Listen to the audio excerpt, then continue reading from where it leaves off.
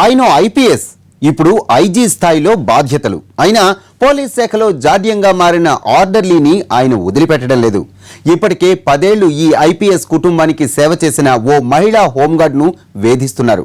12 గంటలు కాదు 24 గంటలు తమ ఇంట్లోనే ఉండి కుటుంబ సేవలో తరించాలంటున్నారు. అనారోగ్యంతో దిక్కుతోచని బాధితురాలు విముక్తి కోసం ప్రభుత్వ పెద్దల దగ్గర కాళ్లావేళ్లా పడుతోంది.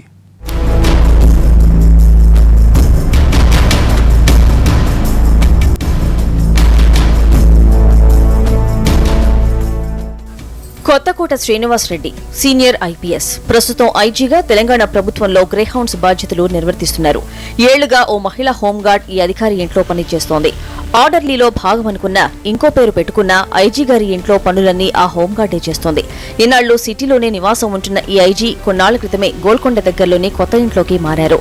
హోంగార్డ్ మహిళ అయినా పురుషుడైనా 24 గంటలు తన ఇంట్లోనే అందుబాటులో ఉండి పనులు చేయాలి అనేది ఈ ఐపీఎస్ అధికారి షరతు.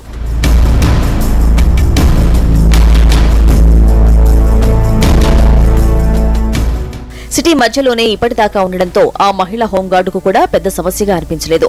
కానీ ఇల్లు మారడంతో తమతో పాటు ఈమెను కూడా అక్కడికే తీసుకెళ్లింది ఐజీ కుటుంబం. అక్కడి వాతావరణం ఒంటికి పడక మహిళా హోంగార్డు ఆసుపత్రి పాలైంది.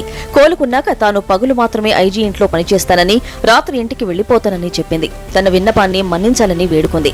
మహిళా హోంగార్డ్ అనారోగ్యం, ఆమె కుటుంబం గురించి ఏమాత్రం పట్టని ఐజీ ఫ్యామిలీ గోల్కొండలోని ఇంట్లోనే రాత్రింబవళ్లు ఉండాలని ఆర్డర్ వేశారు. ఎన్నిసార్లు బతిమాలినా లాభం లేకుండా పోయింది. తానిక్కడ ఉండలేనని ఆ హోంగార్డ్ చెప్పడంతో పిచ్చుకపై బ్రహ్మాస్త్రాన్ని ప్రయోగించారు ఐజీ. ఇంట్లో పనికి రావడం లేదు, జీతం ఇవ్వొద్దని అధికారులకు ఆదేశాలిచ్చారు.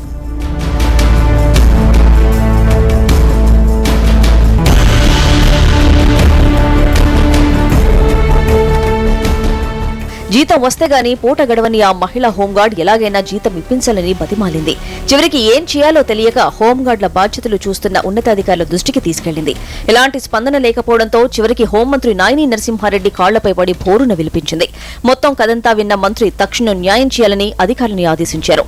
హోంగార్డులు 24 గంటలు ఇంట్లో ఉండి పనిచేయాలన్న నిబంధన లేదు. ఐజీ చేసేది 100% తప్పని మహిళా హోంగార్డుకు భరోసా ఇచ్చారని సమాచారం. సమర్థుడైన అధికారిగా కొత్తకోట శ్రీనివాసరెడ్డికి మంచి పేరే ఉంది. అయితే పోలీస్ శాఖలో ఉన్న అవలక్షణాలకు తాను కూడా అతీతమేమీ కాదని ఐపీఎస్ నిరూపించుకుంటున్నారు. హోంగార్డుల్ని నియమించింది ఎందుకు, వాళ్లు చేస్తున్న పని ఏమిటన్న చర్చలోకి వెళ్లకపోయినా ఈ స్థాయిలో ఉన్న అధికారులు కూడా కనీస మానవత్వంతో వ్యవహరించకపోవడం చర్చనీయాంశమవుతోంది.